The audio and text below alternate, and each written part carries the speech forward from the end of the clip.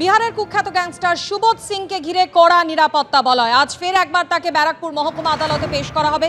একদিকে যেমন আদালত চত্বরে কড়া নিরাপত্তা, অন্যদিকে গত 7 দিন ধরে বেলঘরিয়া থানা চত্বরেও কিন্তু কড়া পুলিশি নিরাপত্তার ছবি বারবার দেখা গিয়েছে।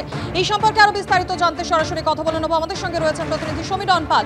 সমীরণ, প্রথমত আজ ব্যারাকপুর মহকুমা আদালতে কখন পেশ করা হবে সুবোধ সিংকে এবং নিরাপত্তা ব্যবস্থার ছবিটা দেখতে চাইব। ব্যারাকপুর মহকুমা আদালত চত্বরে আর কিছুক্ষণের মধ্যে বিহারের কুখ্যাত গ্যাংস্টার সুবোধ সিংকে ব্যারাকপুর মহকুমা আদালতে পেশ করা হবে এবং তার জন্য কড়া নিরাপত্তার চাদরে মিলে ফেলা হয়েছে গোটা আদালত চত্বর। ক্যামেরাম্যান সুমন হালদারকে একবার দেখাতে বলবো যে আদালতের প্রবেশপথে প্রচুর পুলিশ বাহিনী মোতায়েন করা হয়েছে, র্যাব মোতায়েন করা হয়েছে এবং তার পাশাপাশি পুলিশ কর্মীরা দূরবীন নিয়ে প্রস্তুত, কেননা উঁচু টাওয়ার থেকে নজরদারি চালানো হবে, কেননা পুরো আদালত চত্বর নিরাপত্তার চাদরে মুড়ে ফেলা হবে। আমরা আগের দিন দেখেছিলাম যে কড়া নিরাপত্তার চাদরে মুড়ে ফেলা হয়েছিল। শুধু তাই না, আদালত থেকে বের করার সময় কুখ্যাত গ্যাংস্টার সুবোধ সিংকে হেলমেট পরে বের করা হয়েছিল। পুলিশের পক্ষ থেকে দাবি করা হয়েছিল যে সুবোধ সিংয়ের নিরাপত্তার জন্য তাকে হেলমেট পরে বের করা হয়েছে। আজকে ফের তাকে আদালতে তোলা হবে। গত 15ই জুন বিডি রোড রথতলায় সেখানে ব্যবসায়ী অজয় মণ্ডলের গাড়ি ঘিরে শুট আউটের ঘটনা ঘটে। এই ঘটনায় ইতিমধ্যেই 5 জনকে গ্রেপ্তার করা হয়েছে।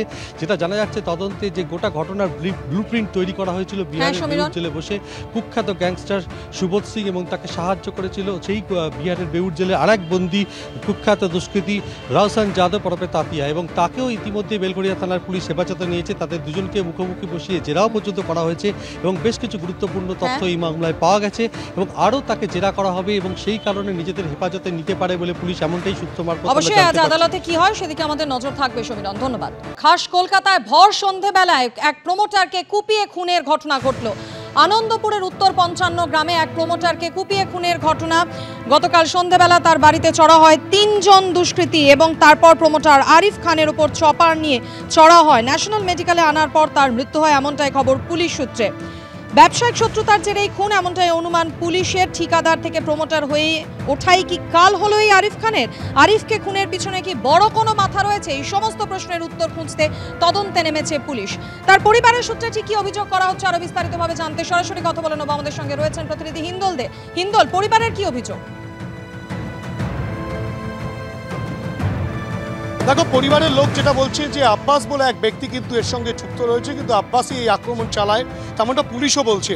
এবং পরিবারের সদস্যরা যেটা বলছেন যে এই আরিফ খান বর্তমানে তিনি কিন্তু ব্যাগ তৈরির কাজ করতেন, কিন্তু যেটা পুলিশ সূত্রে জানা যাচ্ছে এবং আব্বাসের পরিবারের অন্যান্য সদস্যরা বলছেন যে আরিফ খান কিন্তু রীতিমতো এলাকায় সম্পত্তি কিনে সেখানে প্রমোটিং করতেন। এই যে জায়গা কিন্তু ইতিমধ্যেই পুলিশের তরফ থেকে ব্যারিকেড করে রাখা হয়েছে। এই জায়গায় কিন্তু রীতিমতো আরিফ খানকে কোপায় 3 জন, চপার দিয়ে কোপানো হয় এবং যে গোটা বিষয়টি কিন্তু এই যে সিসিটিভি ক্যামেরা দীপ্তেন্দুকে বলবো ছবিটা দেখাতে, এই সিসিটিভি ক্যামেরায় কিন্তু গোটা বিষয়টি রেকর্ড হয়েছে সেই সিসিটিভি ক্যামেরা, যেটা পুলিশ ইতিমধ্যেই বাজেয়াপ্ত করেছে বলে পুলিশ সূত্রে জানা যাচ্ছে। এই যে এখানে কোপানো এবং এখানে কোপানোর পর তাকে এভাবেই ঘায়েল করা হয় যে তারপরে তাকে ন্যাশনাল মেডিকেল কলেজ হাসপাতালে নিয়ে গেলে চিকিৎসকেরা মৃত বলে ঘোষণা করেন।